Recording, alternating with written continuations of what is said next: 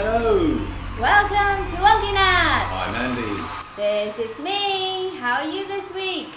You talking to them or you talking to me? Yeah, you of course. Yeah? Yeah, I'm alright actually, and you? Okay, I'm good. It's better now. Yeah? Better than last rubbish week. Yeah. We had, we didn't know what to do the podcast about this week. We had a lot of choices. Choosing which one, Yes. difficult. Well, we thought that we would talk about unusual things. Unusual things? About what? Unusual things. What? Okay, how much do you know about Malaysia? We've been here, a long time, a fair few years now. 2 Yes. years, just over. I think I've known it well enough to tell people about it. Because we haven't been every city, of course, but we've been several places. We've talked, made a lot of local friends, and we talk and we eat local food, and we try to experience as many as possible. Why are you giving me a test? I'm not going to give you a test, but yeah, there's a few things I think. It's a fantastic country. There's so much to see in Malaysia, but there's a few things I reckon some people don't know about. Like every boy loves a treasure hunt. I don't know about the girls, but certainly I love treasure hunting. Yes. I've got my metal detector. Shout out to Carl.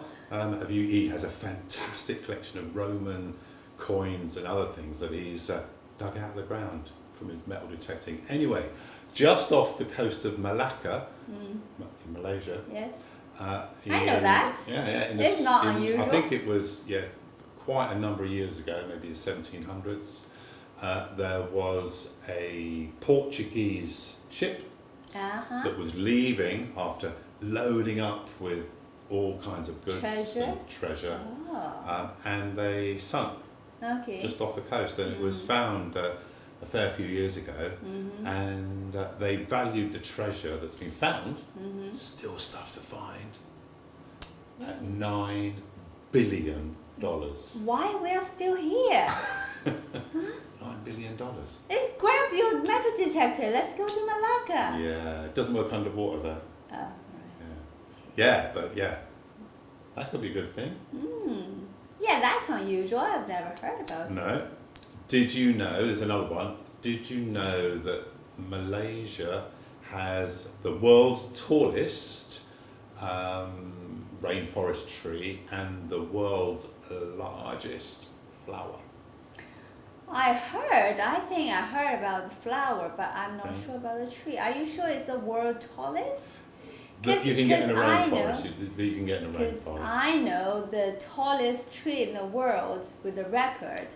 It is in North America. It is like a tall America tree.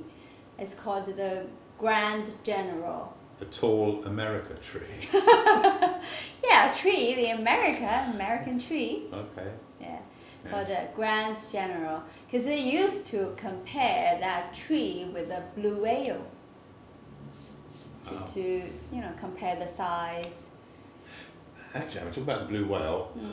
I'm not sure how many people know that the blue whale is the largest animal that's ever lived on our planet, even include the dinosaurs. Oh, wow. That have ever lived. Ever lived, and is still living. But there might be other animals that we know about. Beyond our knowledge. Beyond our knowledge, yeah, we could be just part of one big animal also. Let's not go in that direction. All right, there is another little known fact that Malaysia has Aborigines. Most people think that you get Aborigines in Australia, but in Malaysia, just in peninsular Malaysia itself, don't include all the other islands, just peninsular Malaysia, there's 18 different, they're called Orang Asli communities, tribes, groups, whatever you want to call them. That's like a common sense for me, because you talked about Orang Asli. You know about it, yeah. Right? But if you talk about Aborigines in England, people automatically think Australian. Okay, I see. It also links actually with, who do you think was the first known person to have arrived in Malaysia? Arrived? Is it the Indonesian? No, it was an Orang Asli. They didn't arrive here. They were born here. Well, yeah, but when they first came, as the theory goes, from Africa, right?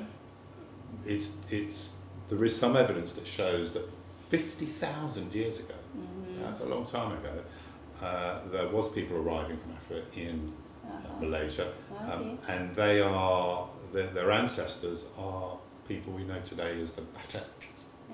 Okay.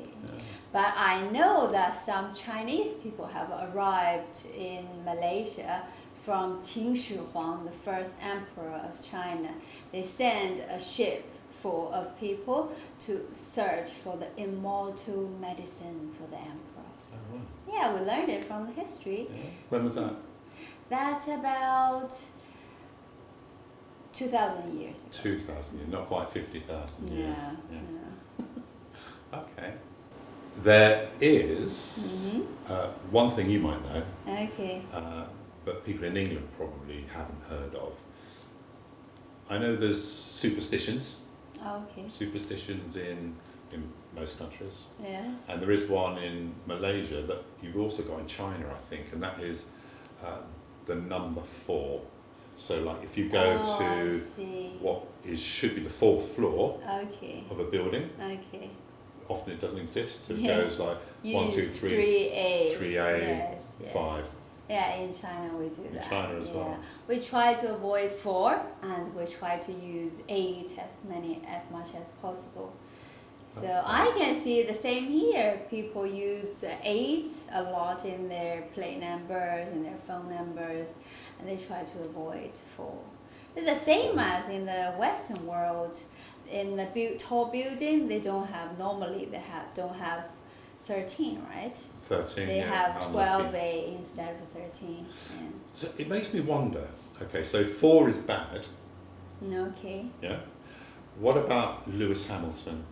He deliberately chose his number 44 as his racing number, and he's like the best motor racing driver in the world that's ever been. Because he doesn't speak Chinese. But he said he chose it deliberately because it was, I don't know, did he think it was lucky, or is it lucky in another country, or is it bring good fortune?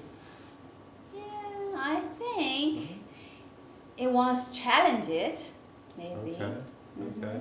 Give himself the worst number and he's still going to win. Yeah, I'm going to find that out actually. I wonder why he chose that, 44. Do you know why people want to avoid number 4? No. Oh, you don't? No. Do you know that the Chinese pronunciation of 4 in Mandarin? San. That's 3. Si. Si. And in Chinese, death is pronounced like si, is similar pronunciation. That's why. Yes. So it's almost written death on his front of his car, Lewis Hamilton. Okay. Okay. All right, bring another on. Show me what you got. You know, a little while ago in one of our previous podcasts, you talked about cinema and how you love the cinema. Yes. Did you know that in the state of Kelantan, which is a northern part of Malaysia, about 20 years ago, the government there brought in a law that cinemas during the film had to keep their lights on? Why? Apparently it was to prevent people from kissing in the cinema. Oh, I see. Okay. And it reminds me of those notes on public transportation here. No indecent behavior on public transportation. The that image includes kissing, cuddling, and maybe touch in a loving way. I guess. Yeah, so don't be loving in public. Yeah, I think that it is called public display of affection, right? PDA. Is frowned upon. Yeah, and I know it is an important part of a culture. How people accept PDA is they use it to they use as an important element of their culture. Like in the Western world, it's more acceptable, isn't it?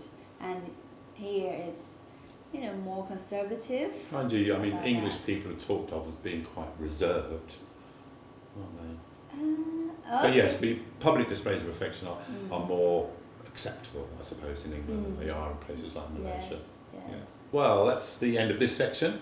All right, let's move on. I think it's my turn for Ming's choice. Okay. I was kind of waiting for that, right? Okay, my choice is here. I have to recommend this. It's called Kindle. I believe many of you have got one. Okay. I haven't. All right. It is not new, but only recently I've got one. Actually, it's a second hand, but I find it really useful. I found moving is very annoying, especially when you have a lot of books to move. So I think I believe it is very useful for me to have this Kindle to read. You don't have to carry all the heavy books around. Especially it is quite light, and I can show you the size. I've got an iPhone 7 here, so you can see it's really small and quite light, and you can carry it everywhere you go, and it is quite battery efficient. Okay. Every time I charge it, it could last a while, 2 weeks, depends on how often I read. Surprising. Yes, the design is quite nice. Lovely. Okay. Yeah, it's smaller than a paperback book, and lighter. Lighter. And it's easy enough to get online books. You can either purchase from Amazon, or you could download your own book and send it to a special email address, and that is completely free. Wow. So I have picked up more reading since I've got it. That's my choice. Hope you like it. Ming's choice. Yeah, I like it. Wow, the Kindle. Yeah, and making a comeback. And if you are reading any good books, comment below. Let me know. Maybe I'll start to read that too. Okay. A challenge. A challenge. Okay. It's Ming's funny news. Ding-ding-ding-ding-ding-ding-ding-ding-ding. 又到 funny news 环节了。这一周的新闻呢，说起来有点意思。它是讲在几个星期之前呢，美国的一对科学家在一个山谷里呢，发现了一个无人认领的金属石碑，就好像在英国的巨石阵一样，是一个没有源头的一个石碑，它竟然高达3米，表面光滑，也不知道是什么人或者什么生物什么时候放在那儿的。结果美国犹他州的公共安全部门把这个石碑放到了网上之后呢，据说是害怕太热情的网友去那里去进行实地考察，所以他们呢就隐藏了发现石碑的地点。结果你知道的，肯定是高手在民间。在网络上呢，人们开始热烈地讨论这个金属石碑，想要找到它到底在哪里。然后其中呢，有一位很厉害的地质学家，他通过网站上发出来的照片，分析了岩石的形状、岩石的风化程度、岩石的材质，还有当时的方向、日照以及风化程度等各个的指标，竟然找出了符合这个峡谷的一些特征。比如说，它是在犹他州的北部，它的朝向呢是向北方或者是南方，而且它在地势比较低的一块峡谷之中。经过当这个地质学家把这些因素放出来之后呢，网友真的在谷歌地图上找到了这样一个符合条件的峡谷，而且他们通过对比不同时期的谷歌地图发现，原来这块金属石碑是在2015年10月到2016年8月之间才出现在谷歌地图上的。已经是4年之前的事情了。那为什么这4年间这块石碑没有被发现呢？原来啊，不是因为别的原因，只是因为它四周呢都有石壁挡着。刚才说了，它是在峡谷一块凹陷的地方嘛。这样呢，就是网友找到了这块石碑所在的地点，就把它的坐标放到了网上。结果呢，在 Instagram 有一个博主，他竟然真的到达了实地。他到一看有点懵，原来周围已经有很多热心的网友已经到了地方，在那里拍照。他们有的站到石碑上，有的躺在地上在给这块石碑拍照。然后他近处才发现，它不是一块光滑的石碑，而是由3块不同的金属板来接在一起的，所以它的截面是一个三角形，上面还有一个铆钉，所以大家发现了之后才打消了之前的猜想，并不是什么外星人所放在那里的，因为它的冶金技术呢，甚至达到不了现在的最高水平。无论如何，这也是现代网友参与网上解谜的一个经典案例啦。真的是高手在民间，不得不感慨一下。That's all my funny news. It's funny. I'm funny. Funny. I think it's funny. Okay. It didn't sound funny. Didn't sound funny. No. But I'm looking forward to reading the subtitles. Yeah. Okay. So you give me a laughter beforehand. All right. Okay, let's go back to Andy learn Mandarin. Mandarin.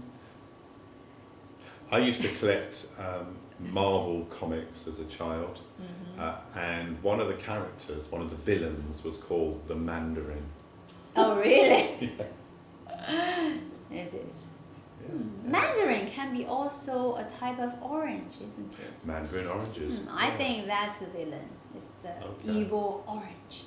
Anyway, 妹亲啊，吃了嘛，这就是生活。One I always have problems with is 比较把我进去。扯进去。扯进去。Yeah. 喝水，喝茶。Yeah, good. Yeah. Okay. This week. Yes. We had no words, unfortunately, from our viewers.